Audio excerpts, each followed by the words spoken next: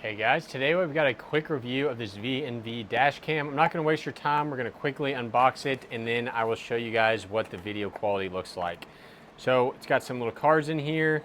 This is little clear paper that you can put onto your window to stick it to if you don't want to stick it directly to your window. Little instruction manual. Let's keep going here, and now we have the actual camera. First impressions, very light device. It's definitely not very heavy. We've got a lens cover on the front here, lens screen cover on the back, and let's take a look at what we're looking with here. So as far as adjustability, we only have up and down movement right here on the bracket. It looks like you can tighten that screw right there if you want to kind of lock that in place. Got our power button right here on the side. And then that's basically it. So a nice simple dash cam. I actually really like that. So many of them have way too many options. This is plugged in with the Type-C. And this is a 4K dash cam off of Amazon, and it does have a rear camera that plugs in via this little aux cord. Let's quickly look and see what size SD card comes in this. Let me pop this out. It's pretty recessed in there. There we go.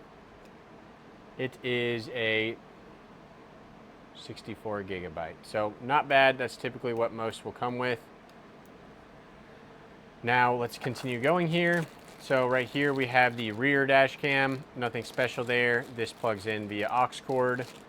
And then we have the USB-C right angle plug that plugs into your cigarette lighter. And then you have an extra sticky in case you need to mount this again. Pry bar to run your wires, and that looks to be about it. So let's plug this in and see what the video test looks like. I will have links for this camera down below, guys. It is a budget dash cam on Amazon. All right, guys, so first thing I immediately like about this dash cam is it was incredibly simple to work. All you had to do is plug it in, and you didn't have to format the SD card or anything. It just immediately starts recording. So if you're getting this for like an older person or someone who's not super good with tech, this is going to be one of the easier dash cams to set up. All right, let's get driving.